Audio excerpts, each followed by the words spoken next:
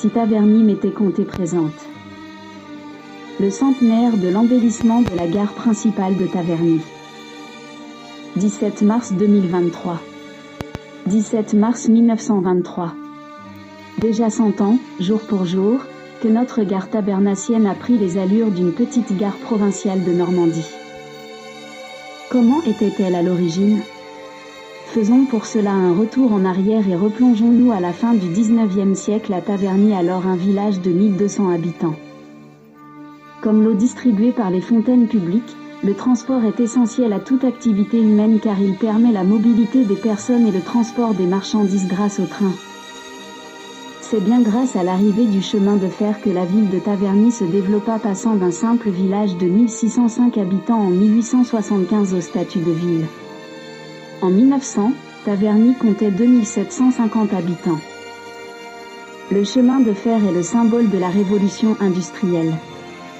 La locomotive à vapeur est inventée en 1814 par le Britannique Stephenson. En 1827, le Français Séguin décuple la puissance motrice de la locomotive en inventant la chaudière tubulaire. En 1842, le roi Louis-Philippe fixe le plan d'ensemble du réseau ferroviaire français par le biais d'une loi. Le train arrive à Taverny en 1876. 9 ans avant, l'État prévoit l'établissement d'un cimetière parisien sur le plateau de Méry-sur-Oise desservi par une ligne spéciale. Le projet est abandonné du fait d'une très grande opposition des élus et des habitants des communes. Cependant, le projet de cette ligne reliant Ermont à Mériel est conservé par la Compagnie des chemins de fer du Nord. La station de Taverny est créée hors agglomération dans le quartier des Malais. Jusqu'en 1889, la ligne sera à voie unique. 11 trains de voyageurs et 2 de marchandises circulent par jour. Une demande d'aménagement de l'arrêt de Vaucelles est envisagée. La halte de Vaucelles voit le jour le 29 septembre 1895. 17 mars 1923. L'ancienne gare principale de Taverny, vieille de 50 ans, est embellie. Les travaux s'élèvent à 148 750 francs. Le bâtiment est rehaussé et pourvu d'un clocheton à horloge dans le style à la normande. Le plan de la gare est établi en octobre 1875. Il prévoit les voies, le bâtiment de la gare pour les voyageurs ainsi qu'une gare pour les marchandises. Un abri est également construit sur le quai Paris-Province.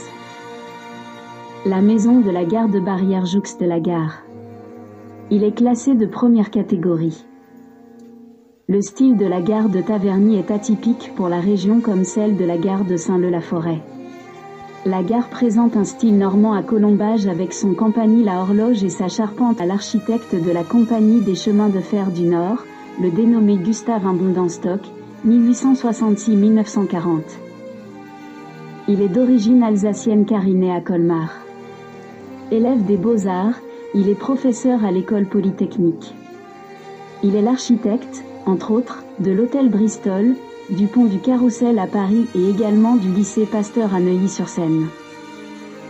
Il s'arrête donc en 1923 à Taverny pour embellir notre gare principale avec l'aide d'Urbain Cassan. 90 ans après, en 2013, la gare tabernacienne sert de décor pour le film La Ritournelle avec Isabelle Huppert dont l'action se déroule en Normandie, à Yvetot.